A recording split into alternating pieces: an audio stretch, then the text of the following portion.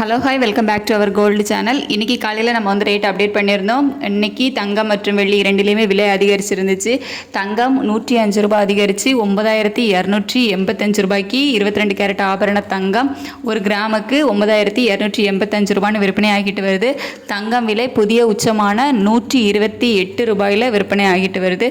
இப்படிப்பட்ட சூழ்நிலையில் மாலை நிலவரம் எப்படி இருக்குது, இப்போதைக்கு நிலவரம் எப்படி இருக்குது அப்படின்னு கேட்டிங்கன்னா, ஒரு சின்ன இறக்கம் வந்து இருக்குது.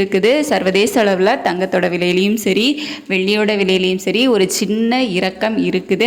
ஆனால் US டாலருக்கு நிகரான இந்திய ரூபாயினோட மதிப்பு வந்து வீழ்ச்சி அடைஞ்சிருக்குது.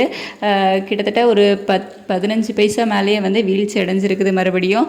ஸோ இந்த மாதிரியான காரணங்களால் தங்கத்தோட விலையில் சர்வதேச அளவில் இறக்கம் இருந்தாலும் நம்ம இந்திய ரூபாயினோட மதிப்பு வந்து வீழ்ச்சி அடைஞ்ச காரணத்தினால பெரிய இறக்கம் வந்து எதிர்பார்க்க முடியாது.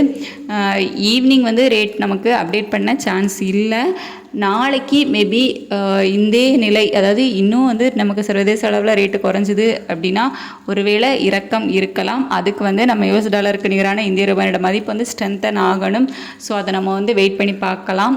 நைட் ஏதாவது சேஞ்சஸ் இருக்குது, இல்லை மார்னிங் ஏதாவது சேஞ்சஸ் இருக்குது அப்படின்னா விலை வந்து குறையலாம். இல்லை இந்த மதிப்பு இன்னுமே வந்து வீழ்ச்சி அடைஞ்சிது அப்படின்னா விலை அதிகரிப்பதற்கான வாய்ப்புகளும் வந்து இருக்கும். ஸோ இப்போதைய நிலவரப்படி பெரிய மாற்றம் எதுவும் இல்லை, ஒரு சிறிய இறக்கம் மட்டும்தான் இருக்குது. தேங்க்யூ.